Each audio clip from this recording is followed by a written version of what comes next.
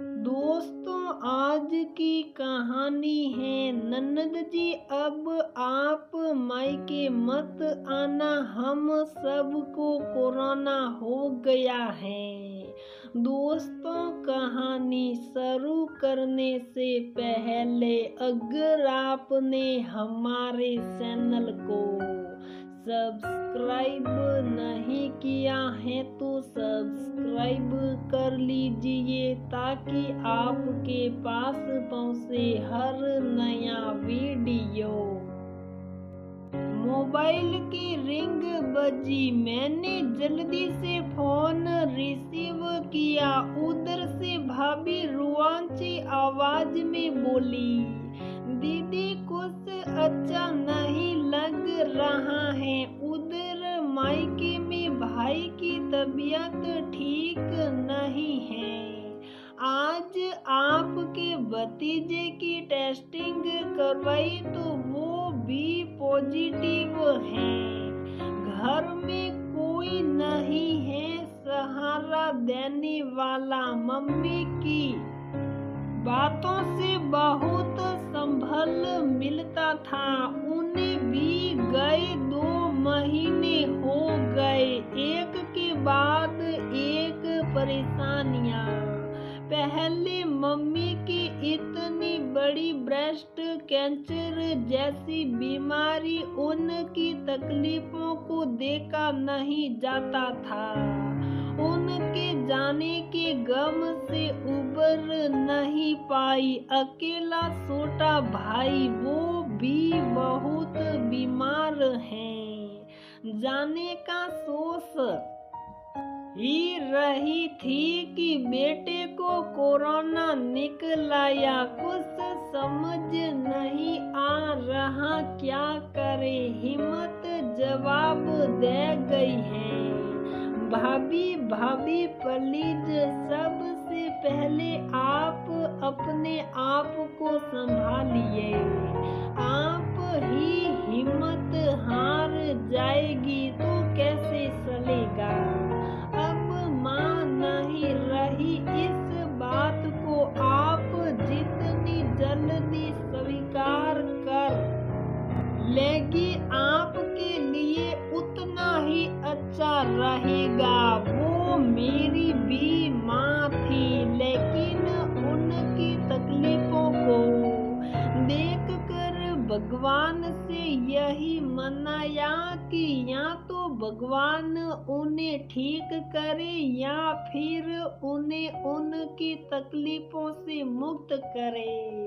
वो बहुत अच्छे समय से चली गई। आपने उनकी बहुत सेवा कर ली। मृत्यु हमारे जीवन का शाश्वत सत्य है। जो आया है वो जाएगा। फिर माँ की बीमारी बहुत तकलीफें देह थी। उसमें उनके सही होने की कोई उम्मीद नहीं बची थी, इसलिए उनका जाना ही उचित था। अब मायका ससुराल सब आपको संभालना है। रोने से काम नहीं चलेगा, आपको मजबूत बनना होगा। मायके मैं अपने मम्मी पापा के बारे में सोचिए कि उनका इकलौता बेटा 32 वर्ष की उम्र में अपनी अंतिम सांसें गिन रहा है। आपके मम्मी पापा के सामने युवा बहू और 4 साल का पोता है। उनसे पूछिए उनके दिल पर क्या बीत रही होगी। अभी तो आपको बहुत बड़ी लड़ाई लड़नी है। अपने मम्मी पापा को संभालना है। भाभी और भतीजा है, उनका दुख असहनीय है। भाभी सब संभालने के लिए आपका हिम्मत रखना बहुत जरूरी है।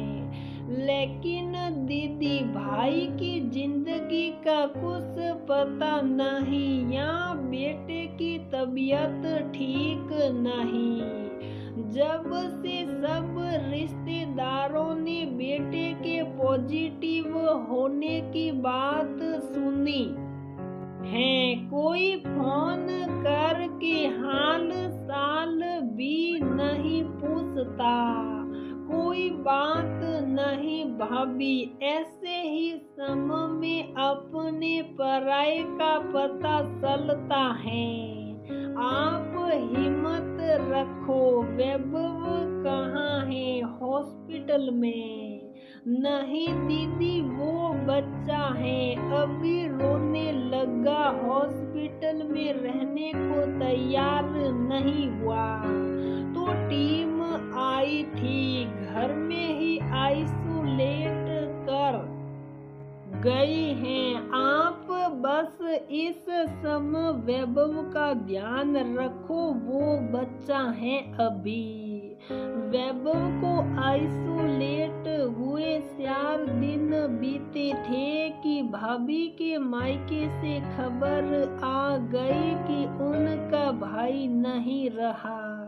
उनके इस असहनीय दुख की घड़ी में हम लोग भी कोई नहीं पहुंच सके, क्योंकि उस समय हर जगह लॉकडाउन था। फोन पर दिलासा दे रहे थे, लेकिन उससे कुछ नहीं होने वाला। ऐसे में उनके पड़ोसी उनके लिए भगवान बनकर आए। उन्होंने दुख की इस घड़ी में उन्हें ये कहकर बहुत बड़ा सहारा दिया, आप जाइए, वहाँ आपकी ज़्यादा जरूरत है। आपके मम्मी पापा के पास कोई नहीं है, या आपके बेटे का ख्याल हम लोग रखेंगे। आप दोनों निश्चिंत होकर जाइए। इस समय उनका ये कहना भैया भाभी के लिए डूबते को तिनके का सहारा था। ऐसे में जब कोई रिश्तेदार फोन पर भी हाल साल नहीं पूछ रहे, उन्होंने इतनी बड़ी जिम्मेदारी उठाई। हालांकि बेटे की चिंता के कारण भैया उसी दिन शाम को वापस आ गए, लेकिन उस पूरे दिन पड़ोसी परिवार ने उनके बेटे की देखभाल की। वो लोग तो जिंदगी भर के लिए उनके ऋणी हो गए। भाभी ने बहुत हिम्मत से सब संभाला। अकेले छोटे भाई की असमय मौत ने उन्हें भी तोड़ दिया। उस बच्चे की असमय मृत्यु ने हम सभी को झंझोड़ कर रख दिया। हम सभी को भी बहुत कष्ट हुआ। एक हंसता खेलता परिवार उजड़ गया। जिन माता पिता का बुढ़ापे का इकलौता सहारा था, उनका बेटा उनके सामने, उनका बेटा चला गया। वो कुछ नहीं कर पाए। जब वो अपनी बहू और पोते को देखते हैं तो तड़प उठते हैं। सबसे तकलीफ देह तो ये रहा कि कोरोना की वजह से अंतिम दर्शन तक नसीब नहीं हुए। दोस्तों, ये सच्ची दर्दनाक घटना मेरी भाभी के परिवार की है। आज भी लिखते हुए अनवरत आंसू बहते रहे। भगवान किसी दुश्मन के साथ भी ऐसा ना करे। भगवान, अगर आप हो तो जल्दी से जल्दी इस महामारी को हम सभी के जीवन से दूर करिए। इसने बहुत से हंसते खेलते परिवारों को तबाह कर दिया। अपना और अपनों का बहुत ध्यान रखें।